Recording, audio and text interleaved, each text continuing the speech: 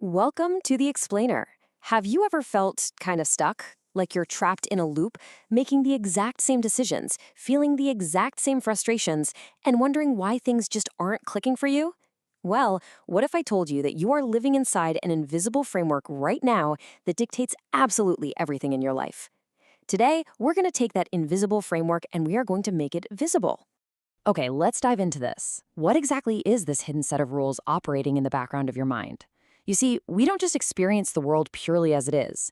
We experience it through a very specific, highly personalized lens. This invisible box shapes what you think is even possible, what you think you deserve, and how you react to every single challenge thrown your way. And you know the most dangerous part? Most of us don't even realize the box is there. To unpack this massive concept, here's our roadmap for today's explainer. First, the invisible box. Second, how beliefs distort reality. Third, crashing into reality. And finally, escaping the box. Section 1, the invisible box, discovering your hidden framework. The author James H. Oldwist defines a worldview as the set of hinges on which all everyday thinking and doing turns. Now, we all actually need one of these. The major pro of having a worldview is that it saves immense cognitive energy. It gives you a baseline sense of safety and helps you make literally thousands of micro decisions a day without just short-circuiting. But here's the catch. This framework is built from totally unconscious rules we absorbed from childhood, the media, and society. It dictates who we are and our place in the world, often without us ever stopping to ask if those rules are actually true. So, what does your specific box look like? According to the source material, these 8 questions are kind of like the ultimate assessment to drag your invisible framework out into the light. What do you believe is real? Is the universe fundamentally friendly, or is it hostile? How do you even know right from wrong? These aren't just fun philosophical thought experiments to ponder at a coffee shop. Your answers are the literal foundation of your behavior. Every single decision you make is heavily filtered through the answers to these exact questions. Moving on to Section 2. How beliefs distort reality. The map versus the territory. And this brilliantly illustrates one of the biggest cognitive errors we make as human beings. On one hand, we have the map. This is your worldview, your thoughts, your beliefs. It's highly, highly subjective. On the other hand, we have the territory. This is objective reality as it actually exists in the real world, entirely independent of your feelings. The massive mistake we make is confusing our biased, drawn-up map for the actual territory. When you treat your mental map as if it is absolute reality, you are setting yourself up for a really painful collision. This leads us to a truly profound realization from the text. Unhappiness results from a mismatch between reality and our perception of it. Think about it. As humans, we all have basic needs, like belonging, acceptance, and safety. But when those needs get filtered through a distorted worldview, we totally lose sight of what's real. We expect the world to act according to our flawed map, and when it inevitably doesn't, boom, we experience pain, misery, and endless frustration. So where do these distorted filters even come from? Well, they stem from a few different sources.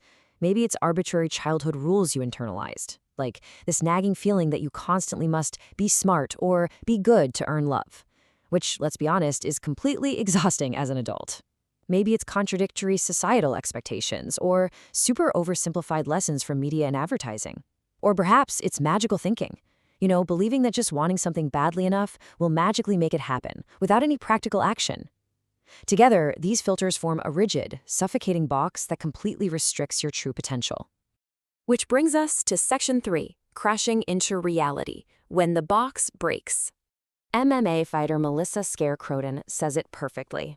No problem can be solved by the same consciousness that created it. If your current belief system, your invisible box, is what created your misery, you simply cannot use that exact same belief system to escape it. The only things you can see are the solutions locked in the box right there with you. To find real wisdom and actually fix the problem, you have to step entirely outside of your current worldview. This source text outlines the actual mechanics of how this change happens, detailing 3 specific scenarios. Step 1. You crash into reality. This is when your own actions, like ignoring bright red flags in a relationship or clinging to totally unrealistic expectations, cause you pain. Step 2. Reality crashes into you. These are external events way beyond your control, like an economic downturn or a sudden illness. Both of these first 2 scenarios involve immense, painful friction. But Step 3? Step 3 is the ultimate goal. You participate in reality. Instead of fighting what is, you partner with it. Think of an eagle effortlessly gliding on invisible wind currents, or a surfer perfectly riding a wave. That is exactly what a healthy worldview looks like in action. Let's juxtapose these two states of being, drawing on a really powerful concept from M. Scott Peck. On one side, we have emotional sickness, which is avoiding reality at any cost, and on the other, emotional health, which is facing reality at any cost. I want to challenge you right now. How do you handle the friction in your own life? Do you hide behind denial, anger, and distraction to avoid dealing with the territory? Or do you bravely face reality, adjusting your map even when it really, really hurts? All right, Section 4, Escaping the Box, Tools for Cognitive Reframing. It all really hinges on this one direct question. How do you actually change a broken worldview? Well, it requires patience, a lot of persistence, and most importantly, the ability to observe your own thoughts without just instantly believing them as absolute truth. Let's look at the toolkit. Here is your reality check. When you have a thought that is causing you suffering or keeping you stuck, you need to run it through these 4 specific questions. Number 1, is it true? Number 2, can you absolutely know that it's true? Number 3, how do you react when you believe that thought? Does it bring you peace or does it bring you anxiety? And number 4, who would you be without the thought? Asking these questions out loud acts as an immediate circuit breaker against your distorted automatic assumptions. Now, once you've questioned the thought, you can apply what the text calls the turnaround technique. This brilliantly shows how surprisingly flexible our rigid thoughts actually are. Let's say your stressful thought is, he doesn't listen to me. Okay, step 1, turn it to the self. It becomes, I don't listen to myself. Step 2, turn it to the other person. I don't listen to him. Step 3, turn it to the complete opposite. He does listen to me. By forcing your brain to look at the exact opposite angles, you suddenly realize that your original, painful thought isn't the only valid map of the territory. You literally break the rigid walls of the box. Listen to this hard-hitting truth from the text. If you are not changing it, you are choosing it. Let that sink in for a second. Maintaining a broken worldview is an active, daily choice. We often find a weird comfort in our misery simply because it's familiar to us. But remember, the human mind is wired to make the same mistakes over and over. Catastrophizing, blaming others, making up wild stories. If you aren't actively using these tools to change those patterns, you are choosing to stay exactly where you are. Which leaves us with this final, provocative thought for today's explainer. Are you ready to step out of your invisible box and finally face reality? You have the tools now to examine your map. You have the choice to stop endlessly crashing into the territory and start actually participating in it. The question is, will you take the leap?